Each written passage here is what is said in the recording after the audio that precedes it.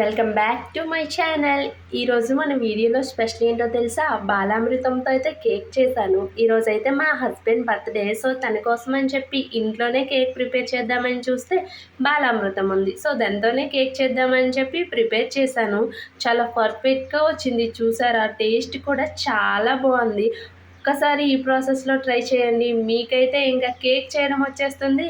అలాగే సింపుల్ ప్రాసెస్లో కూడా అయిపోతుంది. దీనికోసం అని చెప్పి ఓవెన్ కూడా అవసరం లేదు. సో చాలా సింపుల్గా చెప్పేస్తాను, చూసేయండి. మిక్సీలో ఒక కప్పు బాలామృతం తీసుకొని సో హాఫ్ కప్ షుగర్ వేసుకొని మంచిగా బ్లెండ్ చేసేయండి. సో మెత్తగా పౌడర్లా అవుతుంది కదా, దాన్ని అయితే ఒక మిక్సింగ్ బౌల్లోకి వేసుకొని అందులో హాఫ్ కప్ పెరుగు, హాఫ్ కప్ ఆయిల్ వేసుకొని ఉండలేం లేకుండా మంచిగా అయితే బ్లెండ్ చేసుకోండి. ఇందులో నేను బేకింగ్ సోడా, బేకింగ్ పౌడర్ కూడా యాడ్ చేసి ఇంకా అన్నీ కూడా మంచిగా కలిసేలాగైతే మిక్స్ చేసుకోవాలి. అస్సలు ఉండలు అనేవి ఉండకూడదు, బాగా కూడా బీట్ చేసుకోవాలన్నమాట. నేను ఇందులో బాదం కూడా యాడ్ చేసుకున్నాను. మీకు ఏ డ్రై ఫ్రూట్స్ అయినా యాడ్ చేసుకోండి, టేస్ట్ చాలా బాగుంటుంది. అలాగే ఇప్పుడు ఈ మిక్సర్ని ఏ బౌల్లో అయితే వేయాలనుకుంటున్నామో దానికి మంచిగా బటర్ లేదా నెయ్యిని అప్లై చేసుకొని మైదా లేదా గోధుమ పిండితో కొంచెం కోటింగ్ వేసుకోండి. సో ఈ మిక్సర్ని అయితే అందులో వేసుకొని ఒక 2-3 టైమ్స్ అయితే ట్యాప్ చేయండి. దానివల్ల ఎయిర్ బబుల్స్ ఏం కూడా ఉండవు. సో నేను బాదంతో అయితే ఇలా డెకరేషన్ చేశాను. బట్ కేక్ బేక్ అయిన తర్వాత అదేటైందో మీరే చూసేయండి. సో